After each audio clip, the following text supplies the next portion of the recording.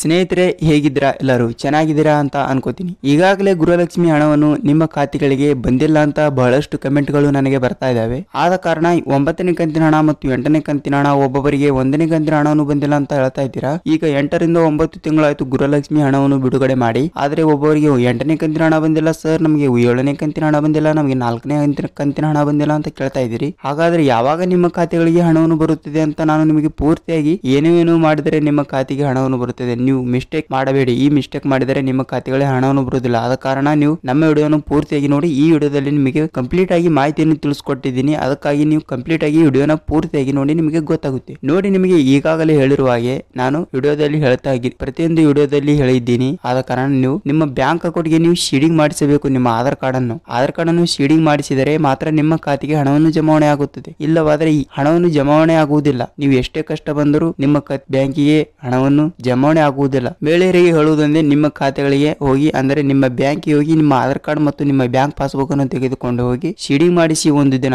ಶೀಡಿಂಗ್ ಮಾಡಿಸಿದ ಮರುದಿನವೇ ನಿಮ್ಮ ಪೆಂಡಿಂಗ್ ಹಣವನ್ನು ಜಮಾವಣೆ ಆಗುತ್ತದೆ ಮತ್ತು ನಿಮಗೆ 9ನೇ ಕಂತಿನ ಹಣವನ್ನು ಕೂಡ ಜಮಾವಣೆ ಆಗುತ್ತದೆ. ನೀವು ಯಾವುದೇ ರೀತಿಯ ಟೆನ್ಷನ್ ತೆಗೆದುಕೊಳ್ಳುವ ಅಗತ್ಯವಿಲ್ಲ ಸರ್. ನಾನು ನಿಮಗೆ ಪ್ರತಿ ವಿಡಿಯೋದಲ್ಲೂ ಕೂಡ ಹೇಳಿದ್ದೀನಿ, ಈಗಾದರೂ ಕೂಡ ಹೇಳ್ತಾ ಇದ್ದೀನಿ. ಅದಕ್ಕೆ ನೀವು ಒಂದು ಕೆಲಸವನ್ನು ಮಾಡಿ, ಅಂದ್ರೆ ಶೀಡಿಂಗ್ ಅನ್ನು ಕಂಪಲ್ಸರಿ ಮಾಡಿ. ಮತ್ತು ಇನ್ನೊಂದು ಬ್ಯಾಡ್ ನ್ಯೂಸ್ ಏನಂದ್ರೆ, ನೀವು ನಿಮ್ಮ ಅರ್ಜಿ ಹಾಕುವಾಗ ನಿಮ್ಮ ನೇಮ್ ಮಿಸ್ಪ್ಯಾಚ್ ಆಗಿರ್ತದೆ. ಅಂದ್ರೆ ಆಧಾರ್ ಕಾರ್ಡ್ ನಲ್ಲಿ ಇರುವಂತಹ ಹೆಸರು ಮತ್ತು ಬ್ಯಾಂಕ್ ಪಾಸ್ಬುಕ್ ನಲ್ಲಿ ಇರುವಂತಹ ಹೆಸರು ಮತ್ತು ಗೃಹಲಕ್ಷ್ಮಿ ಅರ್ಜಿ ಹಾಕಿರುವಾಗ ಇರುವಂತಹ ಹೆಸರು ಸ್ವಲ್ಪ ಅಂದ್ರೆ ಒಂದು ಸ್ಪೆಲ್ಲಿಂಗ್ ಮಿಸ್ಟೇಕ್ ಇದ್ದರೂ ಕೂಡ ನಿಮ್ಮ ಖಾತೆಗೆ ಹಣವನ್ನು ಬರುವುದಿಲ್ಲ. ಅದನ್ನು ಕೂಡ ಒಂದು ಸಲ ಚೆಕ್ ಮಾಡಿಸಿಕೊಳ್ಳಿ. ಮತ್ತು ಗೃಹಲಕ್ಷ್ಮಿ ಅಫಿಷಿಯಲ್ ವೆಬ್ಸೈಟ್ ಗೆ ಹೋಗಿ ನಿಮ್ಮ ಆಧಾರ್ ಕಾರ್ಡ್ ಸ್ಟೇಟಸ್ ಅನ್ನು ಚೆಕ್ ಮಾಡಿಸಿಕೊಳ್ಳಿ. ಸ್ಟೇಟಸ್ ಚೆಕ್ ಮಾಡಿಸಿದರೆ ಮಾತ್ರ ನಿಮ್ಮ ಖಾತೆಗೆ ಹಣವನ್ನು ಜಮಾವಣೆ ಆಗುತ್ತದೆ. ನೋಡಿ, ನಿಮಗೆ ಈಗಾಗಲೇ ಹೇಳಿರುವ ಹಾಗೆ 8ನೇ ಕಂತಿನ ಹಣ ಬಂದಿದೆ, 9ನೇ ಕಂತಿನ ಹಣ ಬಂದಿದೆ. ಆದರೆ ಈಗ ಬರುವ ನ್ಯೂಸ್ 10ನೇ ಕಂತಿನ ಹಣ ಕೂಡ ಒಬ್ಬರಿಗೆ ಜಮಾವಣೆ ಆಗಿದೆ. ಈಗಾಗಲೇ ಹೇಳಿರುವ ಹಾಗೆ ಕರ್ನಾಟಕದಲ್ಲಿ 31 ಜಿಲ್ಲೆಗಳಿಗೆ 10ನೇ ಕಂತಿನ ಹಣವನ್ನು ಕೂಡ ಬಿಡುಗಡೆ ಮಾಡಿದ್ದಾರೆ. ಆದರೆ ನಿಮ್ಮ ಬ್ಯಾಂಕ್ ಖಾತೆಗೆ, ಅಂದ್ರೆ ಕರ್ನಾಟಕದಲ್ಲಿ ಬರುವಂತಹ ಮಹಿಳೆಯರಿಗೆ ಕೂಡ ಒಬ್ಬರಿಗೂ ಬ್ಯಾಂಕ್ ಖಾತೆಗೆ ಹಣವನ್ನು ಜಮಾವಣೆ ಆಗಿಲ್ಲ.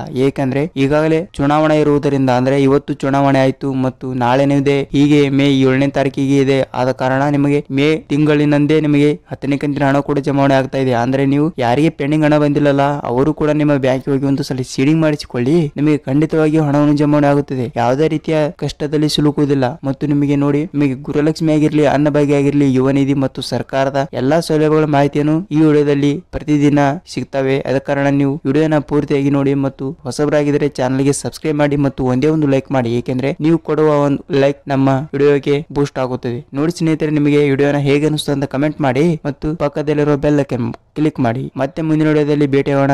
ನಮಸ್ಕಾರ.